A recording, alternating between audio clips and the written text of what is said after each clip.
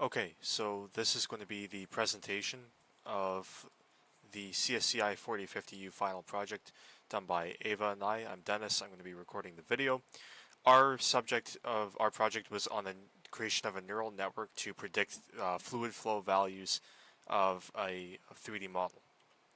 So let's talk about the problem. So in computational fluid dynamics, or I'm going to call it CFD for the remainder of the presentation, it's heavily used in doing aerodynamic simulations. From my background in the automotive industry, we use this, generally speaking, to refine the bodywork of cars to try and make them a bit more aerodynamic, save fuel, and be a bit higher performance. Traditionally, to do this simulation, we use solver.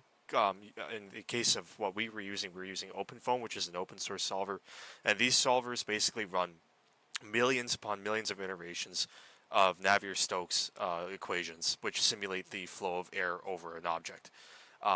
Now, while this is good, it works in the industry. Of course, one of the things you want to do is use GPUs to run these solvers.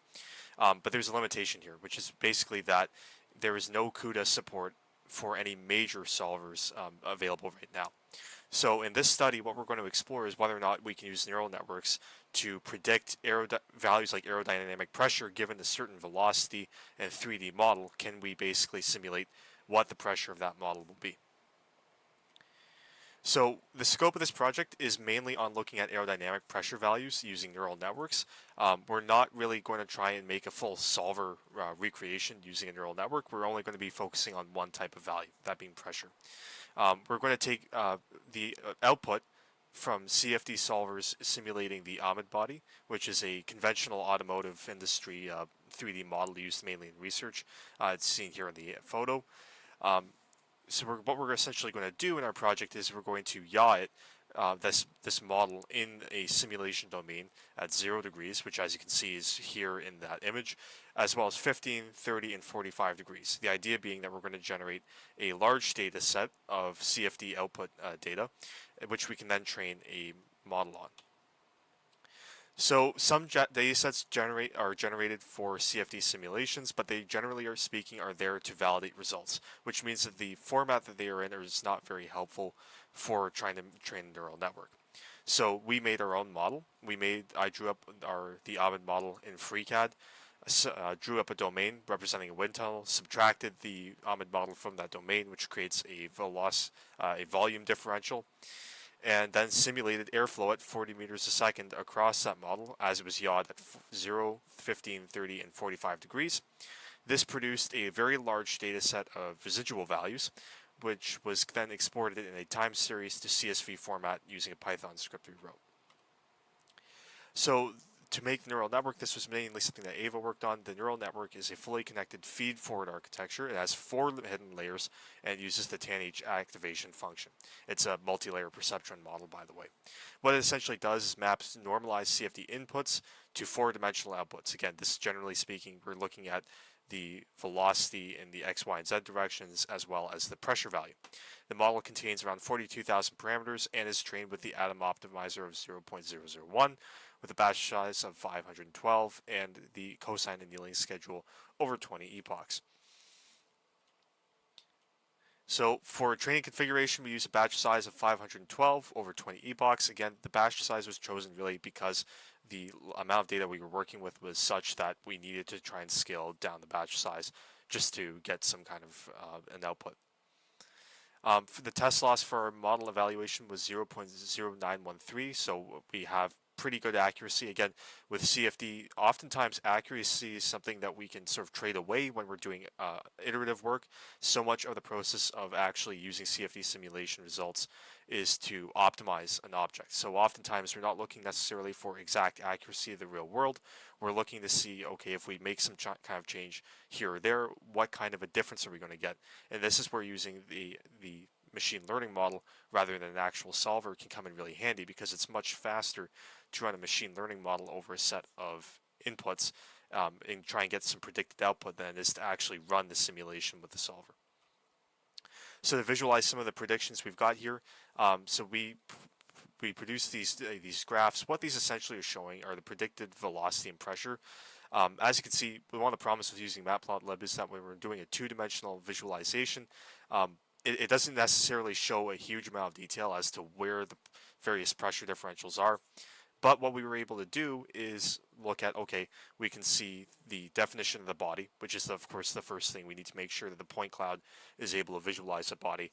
We do see in the predicted pressure zone, there is a correct mapping of higher pressure around the body.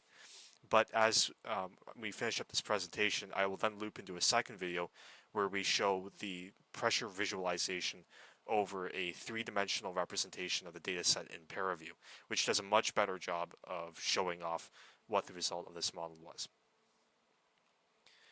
So, okay, in terms of deployment, the trained model was deployed as a standalone tool. So what it does is it accepts normalized CFD inputs, and then in real time, it generates predictions. The Python script loads the saved checkpoint, it runs inference on the test samples, and then we can actually export the results to the .vtp format for ParaView. And ParaView, of course, is the industry standard for analyzing CFD results. So the great thing is that this model we've developed in this workflow can accept CFD, it can have a request for some kind of CFD output, and then it can show that output in the exact same format that we would use if we were using a solver. So before I go into the demo, basically what are the future directions we might work through? Data set expansion, of course, one of the first things is that we would want to be able to include different geometries and different flow conditions to demonstrate the robustness of this workflow. We could use more advanced architectures as well as real-time inference. So in conclusion, what we were basically doing is we were bridging the data-driven and physics-based approaches.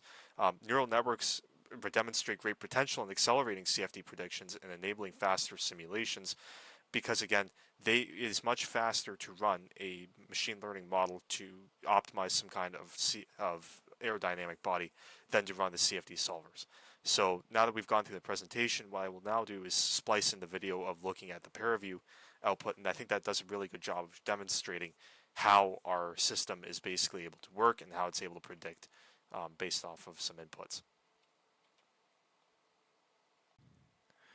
Okay, so to demonstrate the MLP model that we have trained in action, this is a ParaView representation of the model's output data after it was asked to simulate a 15-degree yaw case. To make it a bit clearer, the blue points are areas of either no or low predicted pressure, whereas the red points represent predictions of high pressure. So what you are seeing quite clearly here is that the Ahmed body is of course being outlined in areas of no or low predicted pressure, but the model is also correctly identifying that on the face of the body, as well as the area trailing immediately behind it, there should be high pressure. So it's correctly making that outline of where the air should be exhibiting high pressure quantities, as well as at the rear of the domain, of course, because as airflow goes over the Ahmed body, delaminates and creates vortices, the vortices will eventually bound up against the constraints of the domain. This would in real life be something like the wall of a wind tunnel, which we are simulating. And as the vortices do that, they will then create areas of high pressure here. So what this MLP model is doing without any use of a Reynolds solver on CPU is it's identifying the outline of the model. It's also identifying, based on its training data, where, given a certain yaw condition, the high pressure zone should be, and it's also identifying the behavior of the vortex generation and eventual collision against the domain.